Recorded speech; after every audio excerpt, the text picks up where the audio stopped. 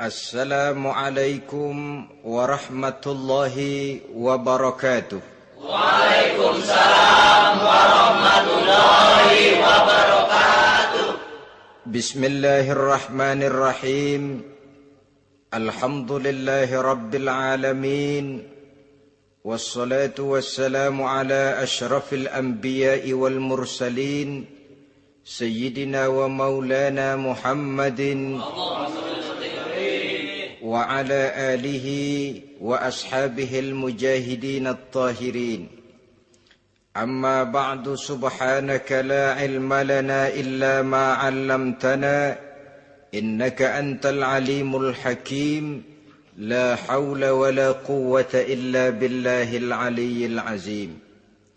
Saudara-saudara kaum muslimin, terutama adik-adik para remaja dan pemuda yang saya cintai. Apabila seseorang akan membangun rumah, tentu saja dia akan mengadakan beberapa pilihan. Sejak dari memilih lokasi di mana rumah itu akan didirikan, sampai kepada menentukan bahan-bahan kualitas yang akan dipakainya, sampai kemudian kepada wujud dan bentuk rumah yang akan ditinggalinya. Demikianlah bahwa untuk membangun sebuah rumah yang hanya untuk menaungi kehidupan di dunia ini, kita mengadakan berbagai macam pilihan. Apalagi kalau kita akan membangun sebuah rumah tangga yang kita harapkan tidak hanya akan menaungi kehidupan di dunia ini, tidak hanya untuk kepentingan kita saja, tetapi juga untuk kepentingan anak cucu kita di belakang hari, termasuk sampai kepada hari akhirat nanti. Oleh karena itu, pada pertemuan kali ini, saya hanya ingin khusus berbicara kepada adik-adik remaja dan para pemuda, bagaimana sebaiknya memilih jodoh menurut ajaran agama Islam. Dalam Al-Quran, Allah subhanahu wa ta'ala menjelaskan, Zuyyina linnasi hubbus syahawati minan nisa. Bahwa manusia, apapun jenisnya, asal dia bernama manusia, dihiasi dengan perasaan cinta kepada perempuan. Jadi sejak dahulunya secara fitrah, laki-laki senang kepada perempuan, sebagaimana perempuan pun senang kepada laki-laki. Dihiasi rasa cinta ini dalam kehidupan manusia. Dan oleh karena adanya rasa cinta, berkembanglah segala macam persoalan. Sehingga seorang ahli cinta pernah berkata, cinta adalah 5 huruf yang membuat persoalan tidak akan pernah selesai. 5 huruf yang membuat persoalan tidak akan pernah selesai-selesai. Tetapi dalam kehidupan sehari-hari sering kita saksikan bahwa cinta ini bisa mendorong, memberikan motivasi yang baik, dan cinta ini pun bisa juga memberikan dorongan yang tidak baik. Oleh karenanya, apabila cinta itu ibarat setetes embun yang jatuh di bumi yang subur, akan tumbuhlah di atasnya aneka ragam bunga-bungaan yang harum semerbak, indah, mewangi, sedap dipandang orang, menebarkan rasa aman, damai, sentosa, dan begitu selanjutnya. Tapi jika cinta itu jatuh di hati yang gersang dan tandus, tidak ada yang akan dapat tumbuh di sana selain sirih memanjat batu, kuning daunnya, lemah gagangnya. Maka cinta yang semacam itu tidak akan memberikan dorongan positif kepada seseorang di dalam kehidupannya.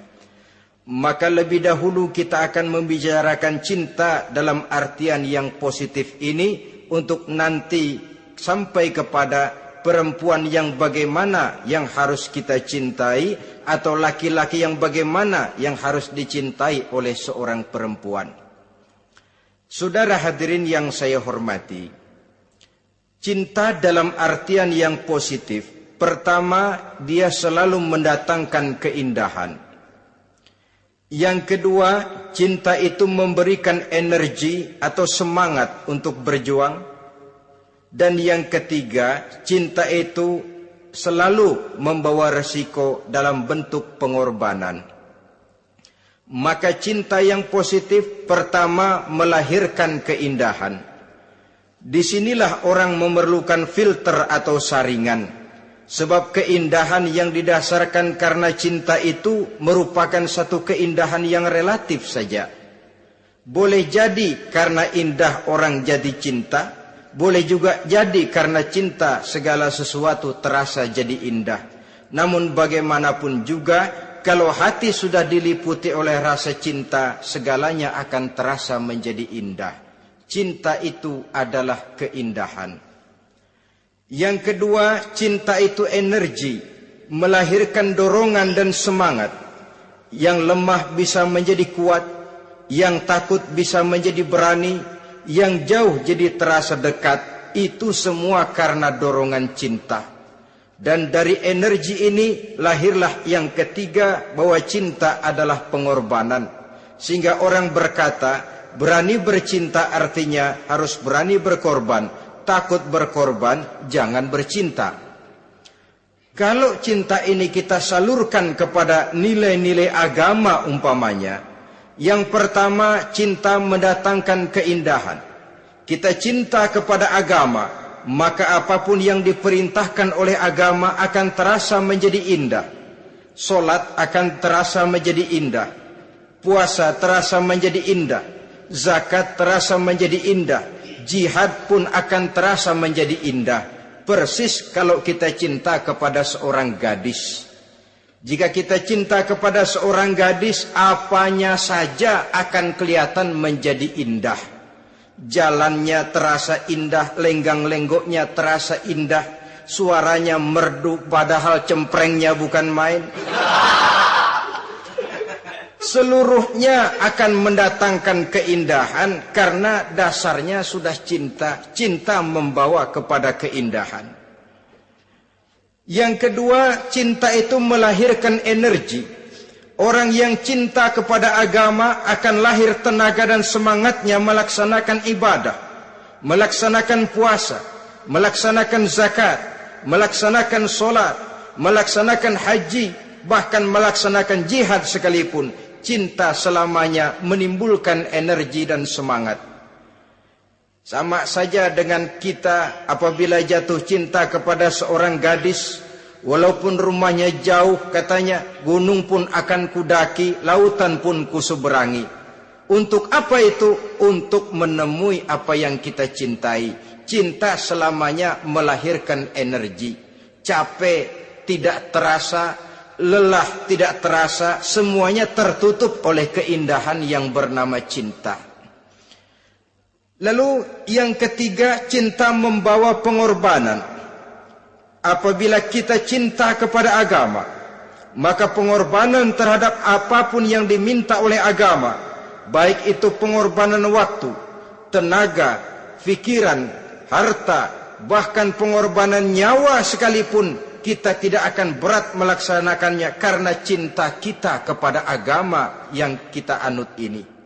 Demikian juga cinta kita kepada seorang perempuan akan membuat kita rela berkorban.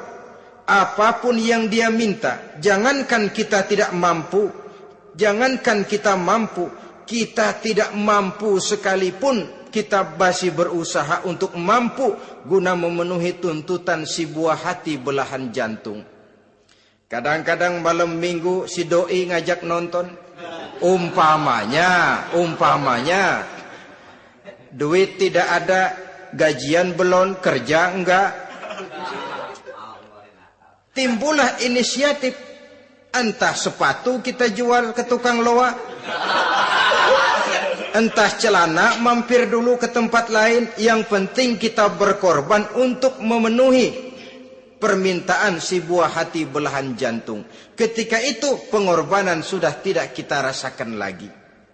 Bahkan pengorbanan yang paling pedih sekalipun, dalam gurau, dalam bercanda misalnya, dicubit kita oleh kekasih kita, pedih bukan main, terkelupas kulit, mengalir darah, bukan nangis, nyengir.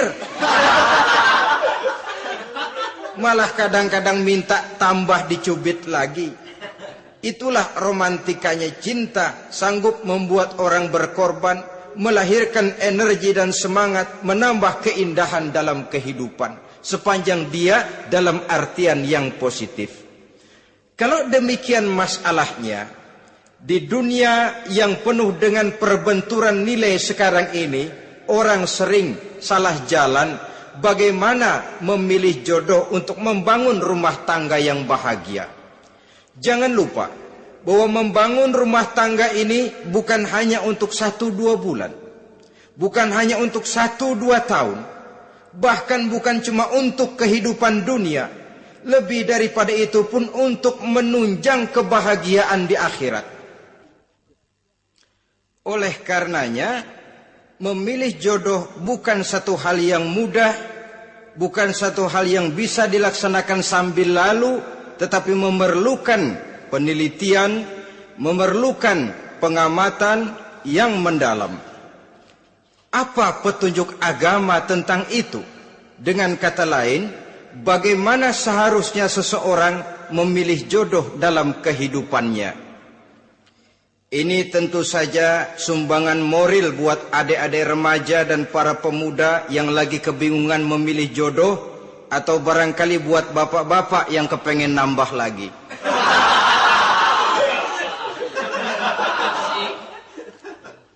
Mohon maaf kepada ibu-ibu, saya tidak menganjurkan, cuma ngajarin.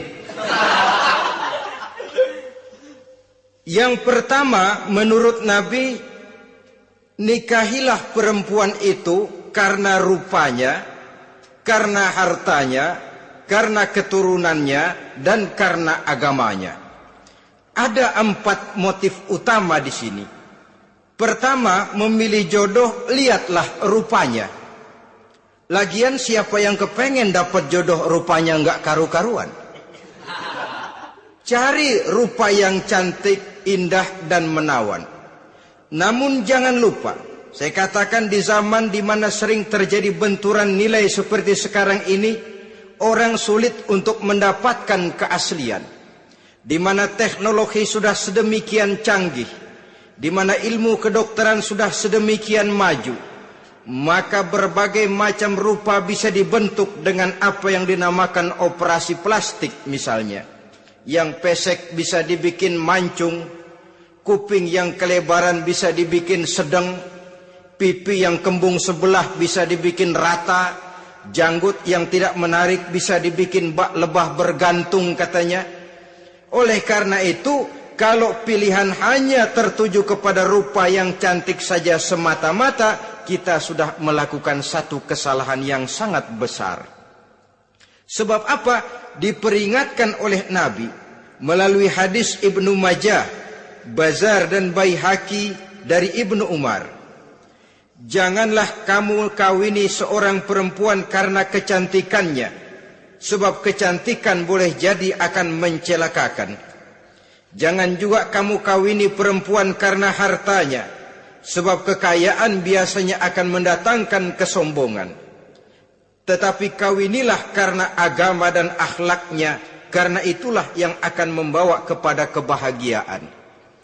Saudara-saudara kaum muslimin, terutama adik-adik remaja dan para pemuda, dikala usia puber, apalagi mata baru terbuka, awal balik namanya, remaja sering kehilangan filter. Pokoknya asal ngelihat rupa yang sudah lemot, denok, geboy, pikiran pun hanyut, malam terkenang, siang terbayang, tidur tak nyenyak, makan tak enak katanya, selalu terbayang wajah si doi. Dikala itu orang kehilangan pertimbangan bahwa rupa yang cantik kadang-kadang sering menipu. Diriwayatkan oleh Imam Ibnu Abbas, satu hari ketika sedang kumpul dengan para sahabat, lewatlah orang dengan potongan potongan orang kaya. Kelihatan kan, orang kaya sama orang miskin jalannya aja lain kan. Jalannya saja, jangan gaya hidupnya, jalannya saja lain. Liwat dia, Rasul bertanya kepada seorang sahabat, menurut pendapatmu bagaimana orang yang lewat itu? Kata sahabat, oh, yang lewat ini ya Rasul, kalau dia meminang perempuan pasti diterima. Kalau dia menolong orang pasti berhasil. Kalau dia ngomong pasti didengerin. Kenapa? Orang kaya. Orang kaya ya Rasul. Kalau dia minang, perempuan mana yang kagak bisa menerima kalau dipinang oleh orang kaya, biar mukanya udah belipet kayak dompet tanggung bulan. Kalau memang duitnya banyak, nggak kelihatan tuh muka yang belipet, yang kelihatan duit. Kalau dia nolong orang, pasti berhasil apa yang dia tolong itu. Kalau dia ngomong, pasti didengerin orang, walaupun omongannya biasa-biasa saja. Kenapa? Orang lihat penampilannya. Sudah, ketika orang itu lewat, beberapa lama kemudian lewat lagi seseorang yang kelihatannya miskin. Rasul tanya lagi, kalau orang ini, bagaimana pendapat kamu? Wah, potongan begini sih Rasul. Kalau dia minang, orang tolak. Siapa yang mau kawin sama kere begini? Kalau dia nolong orang, pasti nggak berhasil. Kalau dia ngomong, kagak bakalan ada yang mau dengerin. Siapa yang mau dengerin orang susah ngomong? Setelah orang itu lewat, apa kata Rasul? Orang yang terakhir, yang lewat ini, yang barusan lewat, jauh lebih baik dari yang pertama yang lewat tadi. Jauh lebih baik. Maksud dari ucapan ini, Rasul sebenarnya mendidik para sahabat jangan tertipu oleh penampilan. Sebab penampilan tidak selamanya mencerminkan keaslian. Apalagi di zaman sekarang, salon di mana-mana bejibun. Alis mata bisa dibikin, pipi bisa dicat. Yang pinggir kuning, yang tengah merah, di sebelah merah ada yang kehitam-hitaman, persis orang kepentok tiang listrik.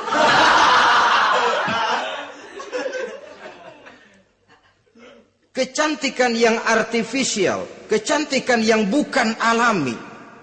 Karena itu silakan saja cari yang cantik, tapi jangan terpaku sampai di situ.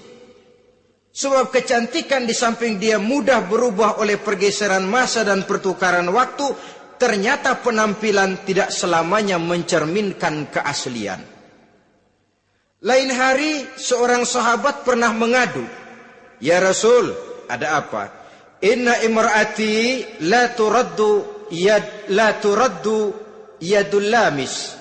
Ya Rasul, istri saya tidak pernah menolak tangan orang laki yang menjamahnya, mengajak salaman kepadanya. Apa jawab Rasul? Ceraiin aja. Tapi hati saya berat ya Rasul, saya cinta betul sama dia. Ya kalau hatimu berat, jaga dia baik-baik. Nah, dari riwayat ringkas ini kita ambil satu perbandingan. Memang punya istri berwajah cantik itu kadang-kadang si malakama kalau imannya tidak kuat. Si malakama. Kita diemin aja, binal, makan hati, nggak aman, nggak tentram. Jangan-jangan saya berangkat ke kantor, dia ngompreng. Buah si malakama, seperti orang tadi, ya Rasul. Istri saya kelihatannya sebenarnya tidak negatif maksudnya ini, cuma bersalaman, tapi terlalu ngobrol. La turaddu yadul lamis, tidak pernah menolak orang yang ngajak salaman. Ya sekedar salaman. Tapi kan awalnya dari salaman. Kalau sudah salaman kan strum bisa ngederdet dari tangan situ. Kata Rasul sederhana saja. Ya kalau memang begitu ceraiin. Saya nggak kuat Rasul, saya cinta betul sama dia. Kalau kau tak kuat berpisah dengan dia, jagalah dia baik-baik. Ajar, didik, tanamkan rasa keagamaan di dalam hatinya. Saudara-saudara kaum muslimin, jadi rupa yang cantik tanpa didasari oleh nilai-nilai agama akan membuat seorang suami di rumah tangganya seperti si malakama. Seperti berhadapan dengan buah si malakama kalau tidak diiringi dengan nilai-nilai moral yang luhur dan bekal agama yang tangguh. akan pergi jauh dari rumah rasanya tidak aman. Sedangkan di rumah saja siapa yang akan mencari nafkah? Dan begitu selanjutnya. Orang tadi jelas berhadapan dengan buah si malakama. Didiamkan, makan hati. Sebab, maaf, kalau seorang suami sudah tidak punya rasa cemburu terhadap istrinya, itu kan yang disebut dayus. Dan dayus itu, jangankan masuk surga, bau surga saja dia tidak dapat. Tapi cemburu dalam artian bukan cemburu buta, cemburu dalam artian yang wajar. Dia cemburu, akan dikerasi takut kalau istrinya minta cerai, sedangkan dia cintanya sudah kadung medok bener. Si malakama jadinya. Nah, ini juga satu riwayat yang memberikan gambaran kepada kita.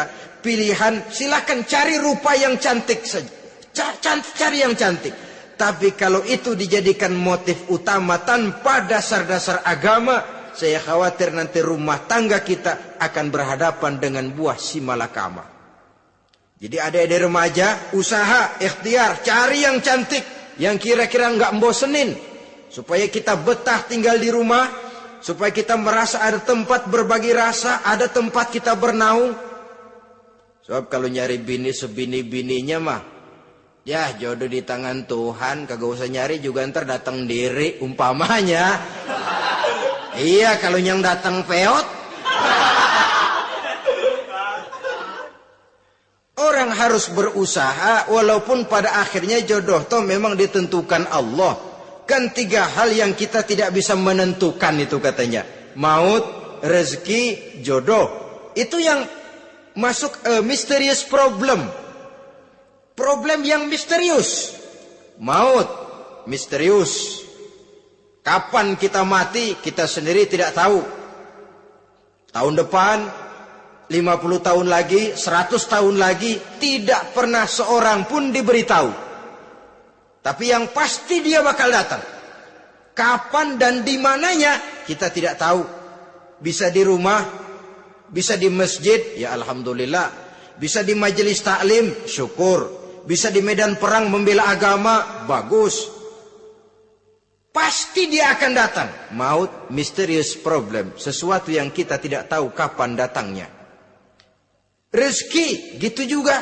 Sehingga orang sering bilang, rezeki katanya kayak bayangan. Kita uber-uber, dia lari. Kita diam, dia mah diam. Setengah mati kita uber-uber. Emang ukuran segitu? Segitu aja. Begitu kita nggak ngapa-ngapain, datang yang bawain rezeki. Namanya rezeki itu mysterious problem. Kadang-kadang ngobek, sungsang, sumbol, udah segala tanah orang kita ukur-ukurin. Udah segala ngomong sudah nggak ada yang loh, terus udah buta. Tapi memang bayangan, kalau belum rezeki ya belum. Kadang-kadang nyari kode sampai tidur di kuburan. Belepotan tanah kuburan loh. Yang aneh lagi kadang-kadang orang gila ditanyain. Allahu Akbar, ini kode-kode zaman sekarang ini. Sampai orang waras nanyain orang gila itu gimana itu. Ini sudah efek yang betul-betul negatif. Sudah jelas orang gila kok ditanya. Apa kira-kira yang nanya nggak lebih gila dari yang gila itu?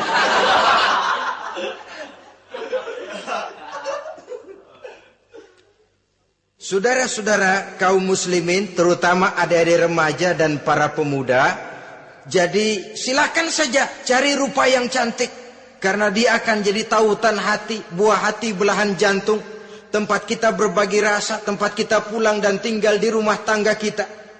Tapi hendaknya kecantikan rupa itu diiringi juga dengan kecantikan budi.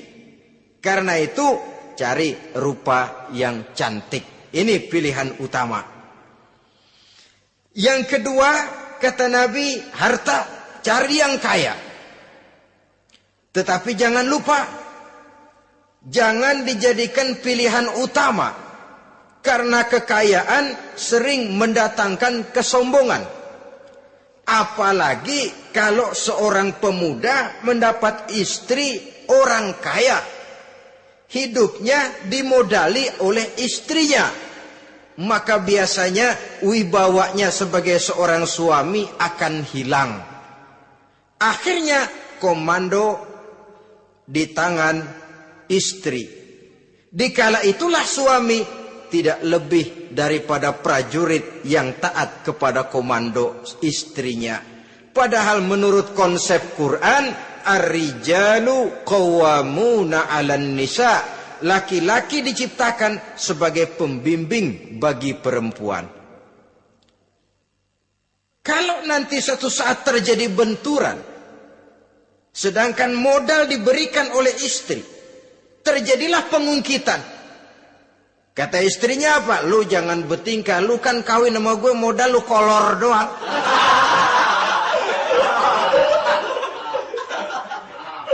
Kalau sekarang bertingkah silahkan keluar rumah. Bawa seperti engkau datang dulu. Jangan bawa apa-apa. Pergilah seperti engkau datang dulu kemari. Hilanglah wibawa seorang suami. Suami kalau udah digentak sama istri begitu, ngelempuruk kayak ayam sampar. Di mana lagi letak wibawanya? Harta sering mendatangkan kesombongan. Oleh karena itu, walaupun diperintahkan cari yang keturunan orang kaya, tapi maksudnya jangan dompleng. Sebab kepribadian seorang suami akan ditentukan oleh sifatnya sendiri. Keberadaannya ditentukan oleh karya dan perbuatannya sendiri. Itulah yang akan menampilkan kepribadian dia dalam kehidupan di masyarakat ini.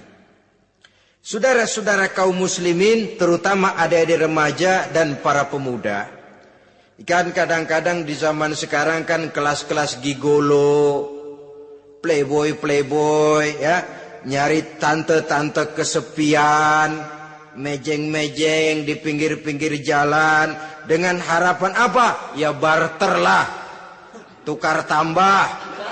Nah, supaya dapat rokok, dibelikan pakaian, motor dan sebagainya. Tapi yang jelas hilang harga diri sebagai laki-laki, dan itu yang paling mahal. Kalau seorang laki-laki sudah kehilangan harga diri, apalagi yang bisa dibanggakan dalam kehidupan ini? Apa artinya naik mobil kalau kepala tertunduk ke bawah?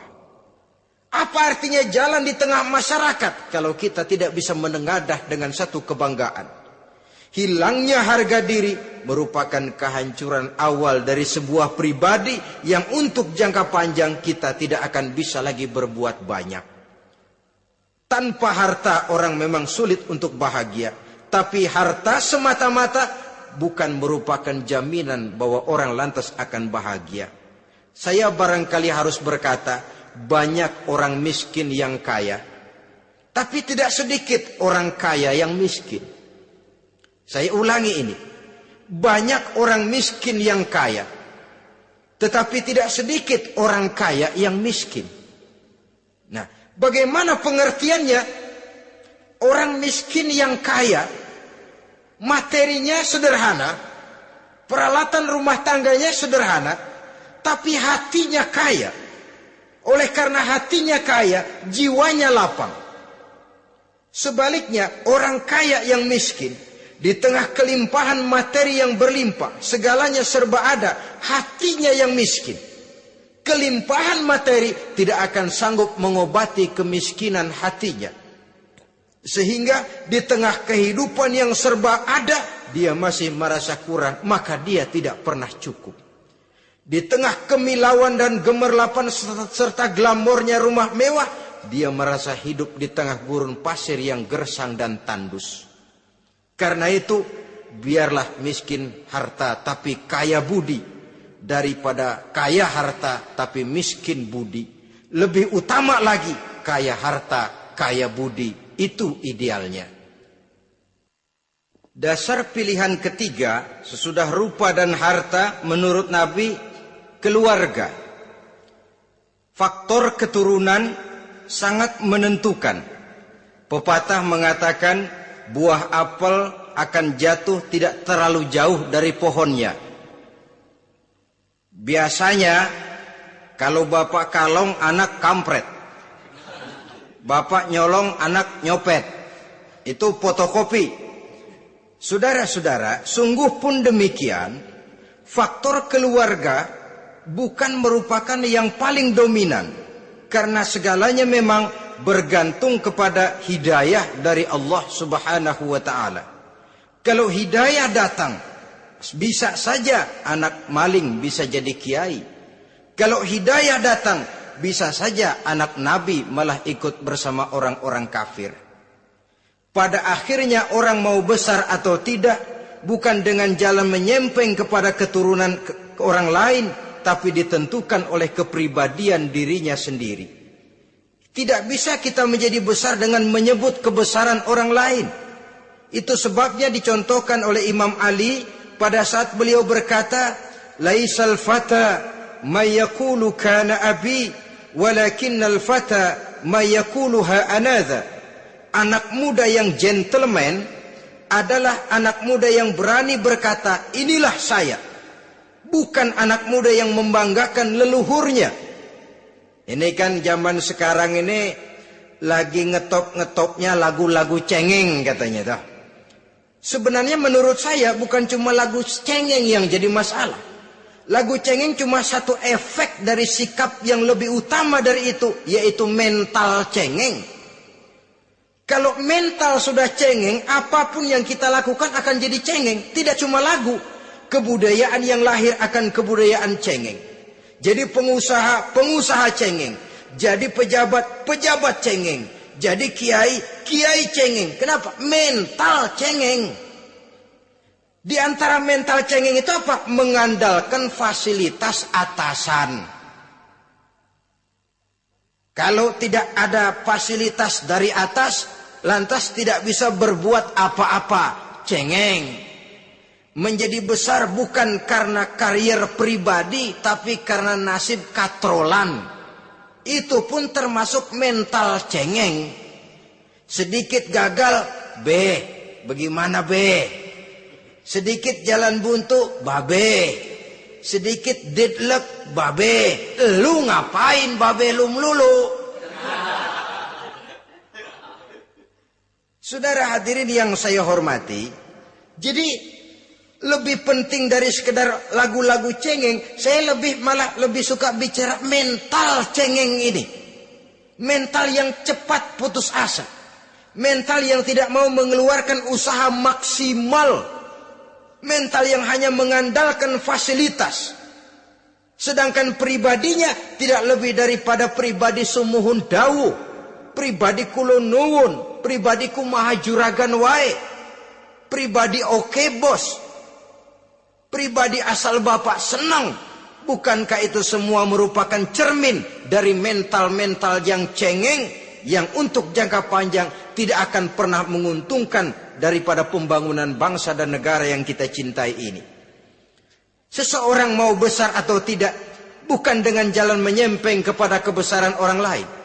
Bahkan Syauqi dalam sebait syairnya yang lebih tegas mengatakan,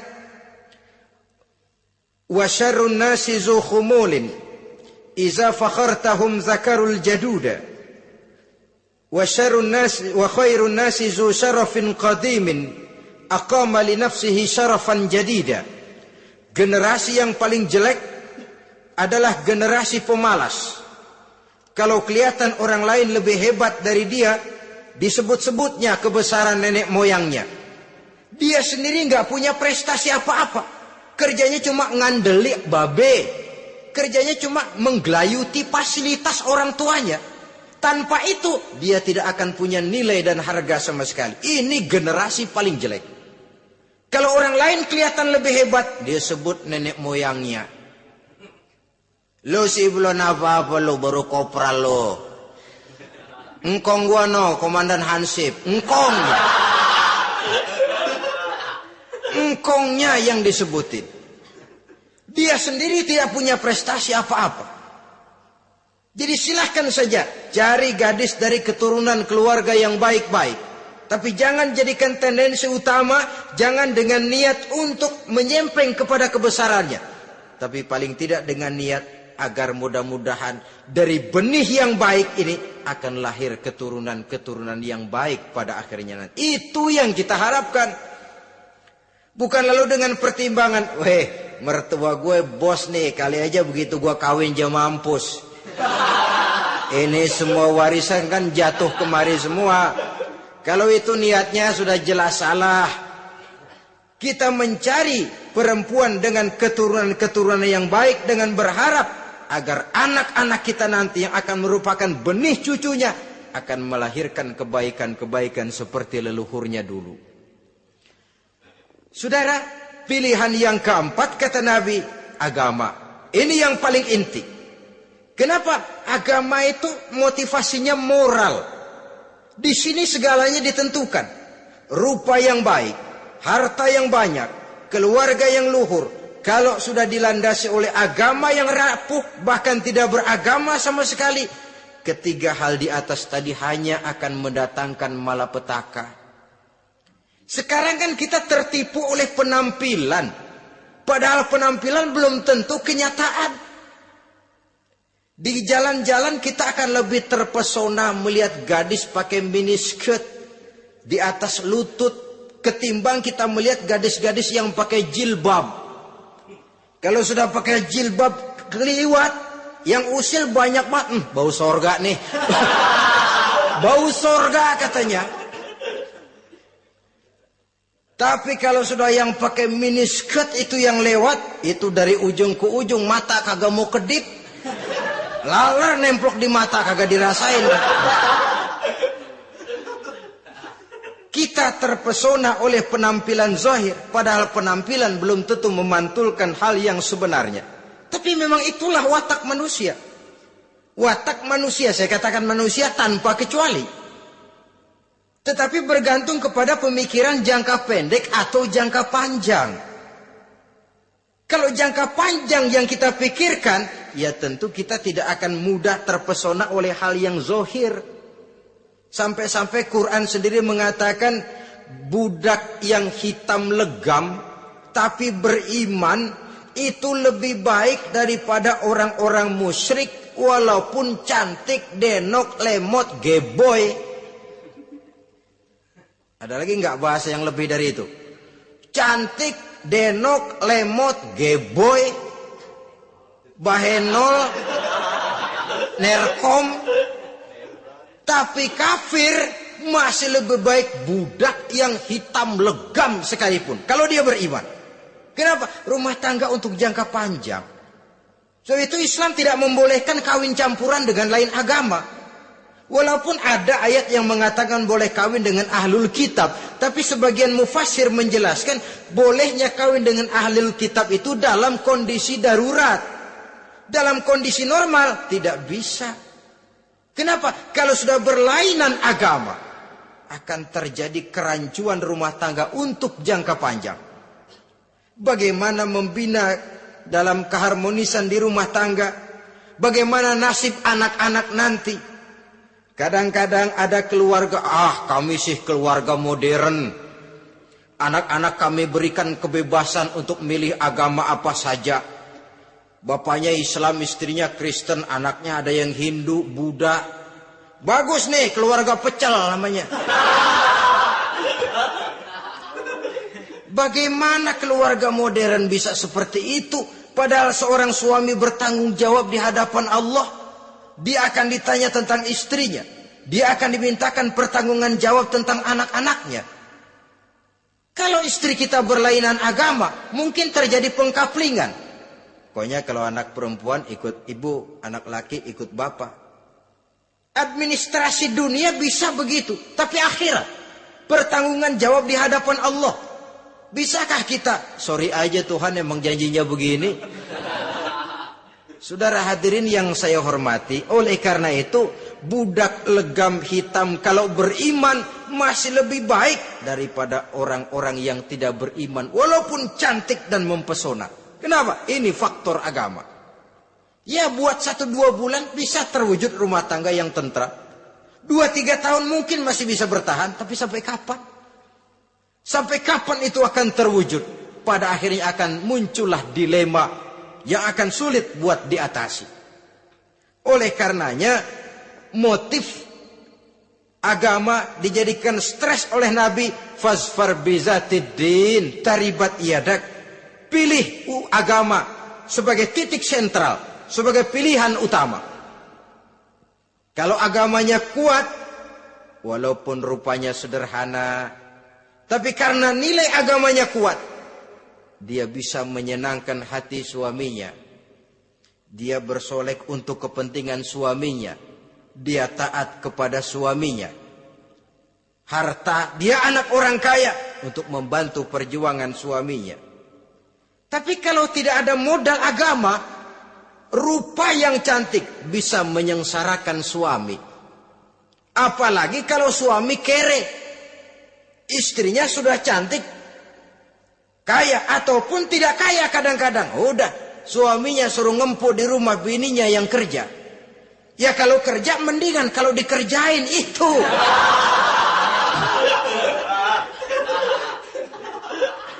Itu yang repot.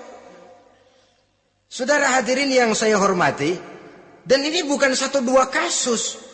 Alangkah malangnya kalau sudah terkena hal seperti itu. Akhirnya seperti pengaduan sahabat kepada Rasul tadi. Mau diceraiin, cinta saya udah medok benar Rasul. Enggak diceraiin, hati saya ngebet, pegel. Si malakama akhirnya. Jadi oleh karenanya agama. Kalau dia cantik, walaupun miskin, agamanya kuat. Dia bisa memelihara kehormatan diri. Dia kaya, agamanya kuat, hartanya disalurkan di jalan Allah. Karena itu, agama jadikan pilihan utama. Dan ukuran agama itu bukan cuma jilbab loh. Ya kadang-kadang ada juga yang jilbabnya nggak pernah lepas, tapi kadang-kadang akhlaknya lebih binal dari yang keribo. Ada, cuma sekedar kamuflase saja, itu pun penampilan. Sekedar penampilan saja. Cuma dari segi aurat ya memang lebih baik dan lebih utama. Dan saya kira lebih mengundang penasaran toh. Durian kalau udah dibuka kan kelihatan isinya. Emang udah begitu. Udah. Tapi kalau masih rapat, itu yang rasanya kita pengen buka.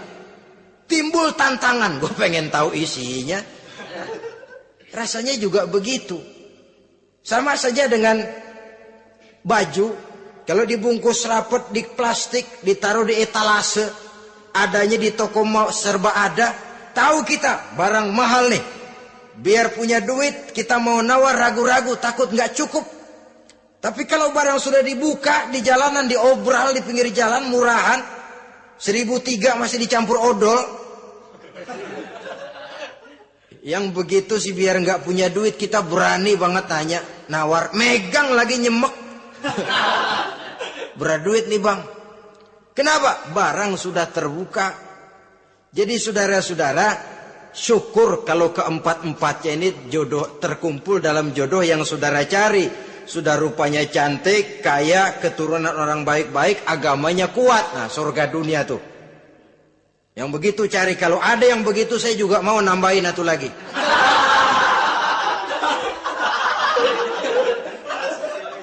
Tapi yang kumpul keempat-empatnya ini terus terang saja langka. Makhluk langka ini. Kadang-kadang cantik, kaya, keluarganya hebat, agamanya nol, akhlaknya kayak setan. Tapi yang paling celaka kalau empat-empatnya kagak ada. Rupanya jelek, melarat, bapaknya biang maling, kagak beragama lagi. Apanya yang mau dipilih? Mampus saja mendingan. Sudah nggak ada pilihan sama sekali tuh. Sudah nggak ada pilihan sama sekali. Saudara hadirin yang saya hormati, terutama adik-adik remaja. Nah, lalu apa motivasi agama dalam pembinaan ini apa? Agama ini kan memberikan contoh bahwa perempuan yang baik itu, yang kita ingin jadikan dia sebagai ideal dalam pencarian jodoh, tandanya 3. Iza ra'aitaha saratka, kata Nabi. Kalau dipandang, dia bisa menggembirakan kamu. Kan ini yang penting buat seorang suami. Kalau saudara nanti jadi suami, punya istri yang jadi partner setia mendampingi suaminya. Kalau dilihat nggak bosenin, Kenapa? Dia berdandan untuk nyenangin hati suaminya. Enggak bosenin. Kan kadang-kadang ada bini kalau kita pulang demok aja fotonya.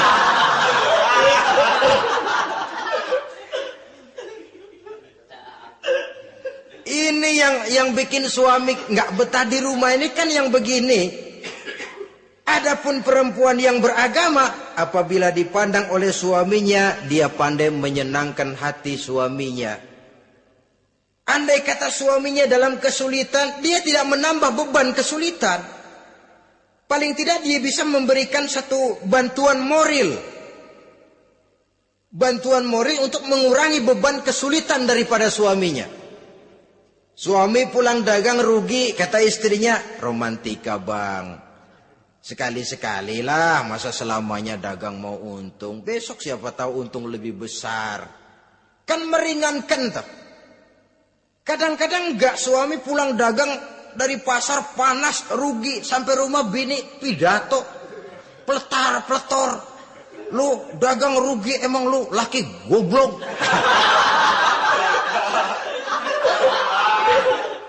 Sudahlah di pasar rugi, di rumah digoblok-goblokin. Ini nanti kena penyakit broken home yang begini ini. Padahal kesuksesan di kantor, kesuksesan di pasar, kesuksesan di medan tugas selalu dimulai dari kesuksesan dan ketenangan dari rumah tangga. Dia berhias untuk kepentingan suaminya, tidak terlalu berlebihan, dan suaminya pun pandai menghargai istrinya dengan kata-kata yang menimbulkan gairah dan semangat. Melihat istrinya bersorak, kamu makin cantik saja. Jangan juga kadang-kadang suami ketus. Ngelihat daksu pulang kantor, lihat suaminya, istrinya dandan rapi. Tumben lu mau bekasin apa? Mau bekasin katanya. Artinya apa ini? Pandai mengembirakan, bisa tenggang rasa, bisa berbagi rasa. Sehingga suami merasa ada tempat dia bertukar pikiran. Ada tempat dia membicarakan persoalan. Dialog dalam kehidupan berumah tangga itu sangat diperlukan. Iza ra'aitaha sarratka, kalau dipandang dia sanggup mengembirakan kamu. Dikasih uang 500 senyum, 5.000 pun ketawa. Menggembirakan. Dia bisa taruh kata hatinya kesel, tapi mulutnya senyum. Nah ini yang sulit ini. Senyum tapi kesel, kesel tapi senyum. Kadang-kadang istri itu kan kalau sudah kesel, suami pulang nggak bisa dia menyembunyikan kekesalannya. Dari jauh suami sudah lihat ini yang nyambut, ini bemo ini. Udah monyong serem. Saudara hadirin yang saya hormati, yang kedua, bila diperintah dia taat. Ini pengaruh agama. Sehingga Nabi mengatakan, "Lau amartu li ahadin ayyasjuda ila ghairiha, la amartul mar'ata litasjuda ila zawjiha, likibari haqqihi 'alaiha." Andai kata saja boleh aku memerintahkan manusia untuk sujud kepada sesama manusia, pastilah aku perintahkan perempuan untuk sujud kepada suaminya. Kenapa? Karena besar hak suaminya kepada dirinya. Untung sujud kepada manusia tidak boleh. Andai kata boleh, perempuan disuruh sujud sama suaminya. Ini tidak perlu sampai sujud, cium tangan saja minta ridho suami. Kadang-kadang perempuan sekarang berat. Paling banter setahun sekali lebaran doang. Laki pulang sembahyang tubruk, cium tangan, minta redo, nangis segala macam. 3 hari habis lebaran beras habis, monyong aja lagi.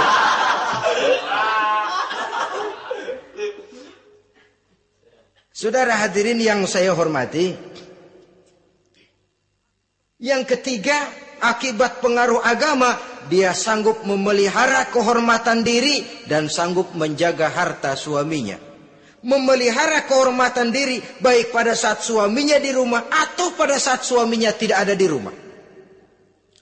Satu riwayat, seorang sahabat akan pergi perang jihad di fi sabilillah. Ketika mau berangkat dia bilang kepada istrinya, saya mau berangkat perang. Kalau saya belum pulang kamu jangan keluar rumah. Baik bang. Pergi istrinya. Pergi suaminya jihad. 1 minggu, 2 minggu berlalu belum juga pulang. Satu hari datang utusan dari rumah orang tua si istri ini. Assalamualaikum bu. Waalaikumsalam. Ada apa? Ada berita kurang enak bu. Orang tua ibu sakit parah. Mohon tolong ditengokin. Apa kata si istri? Maaf saja, suami saya belum pulang dari medan perang. Saya belum dapat izin keluar rumah kalau dia belum pulang. Tolong sampaikan maaf saya kepada orang tuanya. Pulanglah utusan tadi. Besok balik lagi. Bu, ada apa? Udah Senin Kemis. Napasnya sudah sampai tenggorokan. Tolong tengokin buat terakhir kalinya bu. Suami saya belum pulang. Dia pesan kalau dia belum pulang saya jangan keluar rumah. Saya nggak bisa tengokin orang tua saya. Salam maaf saja. Pulang utusan itu. Besok balik lagi. Bagaimana? Sudah meninggal bu. Mau dikubur. Tengokinlah buat terakhir kalinya. Suami saya belum pulang. Saya belum berani keluar rumah kalau suami saya belum pulang. Itu janji saya sama suami saya. Pulanglah utusan ini ngadu kepada Rasulullah sallallahu alaihi wasallam. Ya Rasul, ini perempuan kelewatan benar. Dari orang tuanya sakit sampai sekarat, sampai mati, sampai dikuburin dia nggak nengokin. Memangnya kenapa? Suaminya katanya pergi jihad. Dan suaminya tidak mengizinkan dia keluar rumah. Kalau si suami belum pulang. Apa jawab Rasul? Marahkah beliau? Tidak, beliau senyum. Apa katanya? Dosa orang tua yang meninggal ini telah diampuni oleh Allah karena dia punya anak perempuan yang begitu taat kepada suaminya. Allahu Akbar. Dosa orang tua yang sudah meninggal itu diampuni oleh Allah karena dia punya anak perempuan yang begitu taat kepada suaminya. Ketaatannya kepada suaminya menyebabkan dosa orang tuanya diampuni oleh Allah Subhanahu wa taala. Suami pergi jihad, orang tua sakit keras, tidak berani dia keluar rumah. Itu tandanya bisa menjaga kehormatan diri. Kalaupun satu saat suaminya manggil, bu, tolong ambilin uang di dompet. Dompetnya dibawa, bang, ambil saja sendirilah, nanti salah ambil lagi saya. Kadang-kadang enggak, suaminya pergi mandi, dompet berantakan. Saudara hadirin yang saya hormati, ini motivasi agama. Jadi kecantikan zahir yang diimbangi dengan kecantikan batin oleh karena pengaruh agama tadi. Kalau sudah kemari, orang tidak perlu mikir-mikir operasi plastik, bikin yang pesek jadi mancung supaya orang tertarik. Bikin belakang yang kurus jadi menarik. Tidak. Orang tidak perlu lagi pakai susuk-susukan. Dipasang di bibir supaya kalau senyum orang gempor. Supaya kalau ngomong orang percaya. Dipakai di kuping supaya macam-macam. Tidak perlu lagi. Pakai jompa-jampe, pelet-peletan. Supaya kalau diludahin orang ngikut. Nggak perlu lagi. Kenapa? Cinta itu nature. Sesuatu yang alamiah, yang tidak bisa dipaksakan. Dia kudrati, karunia dari Allah. Tidak bisa cinta dipaksakan. Kalaupun bisa, dengan ilmu pelet, oh saudara bisa membuat orang jatuh cinta. Ya 2-3 hari, 4-50 hari. Kesananya, apa yang akan terjadi? Kelanggengan tidak akan pernah terwujudkan. Kenapa? Keterpaksaan yang akan timbul. Dalam kondisi semacam itu, rumah tangga tidak akan mengalami ketenangan dan ketentraman. Jadi biarkan cinta berjalan secara alamiah, karena dia memang alamiah. Saudara-saudara, nah sekarang kalau sudah ketemu nih, yang 4 tadi, rupa cantik, keturunan boleh, kaya lumayan, agama kuat. Apa yang harus kita cari? Apa yang harus kita lakukan? Apa pakai pepatah anak sekarang? Aku lihat, aku pikat, aku dapat, aku sikat, aku minggat. Bangsat.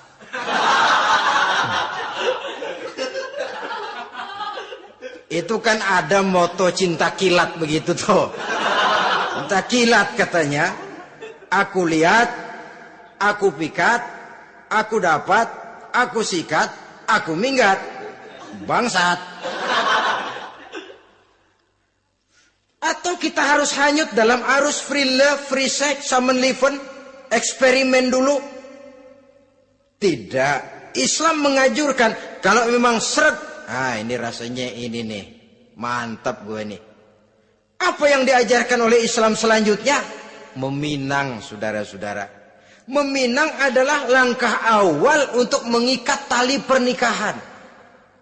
Diizinkan meminang, dan di dalam meminang pun diizinkan untuk melihat. Cuma kalau boleh, ya syaratnya itu waktu melihat itu jangan sampai ketahuan si perempuan yang akan kita pinang itu. Untuk apa kita meminang? Pertama untuk yakin.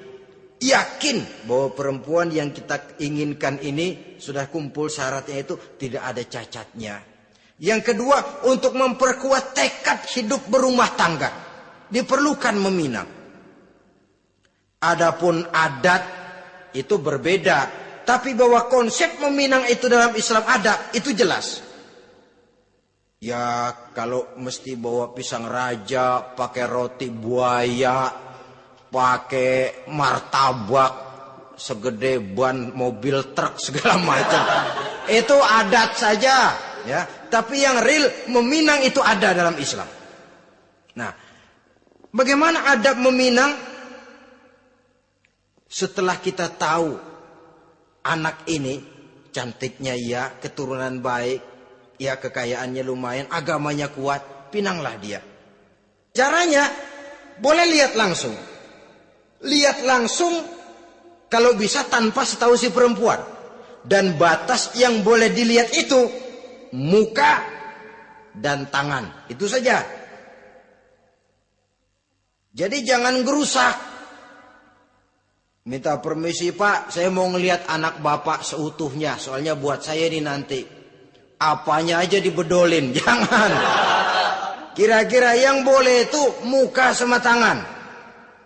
Andai kata kita risih, sebab nanti kalau nggak jadi akan jadi timbul rasa malu dan si perempuan juga kasihan. Boleh mengutus perempuan yang kita percaya.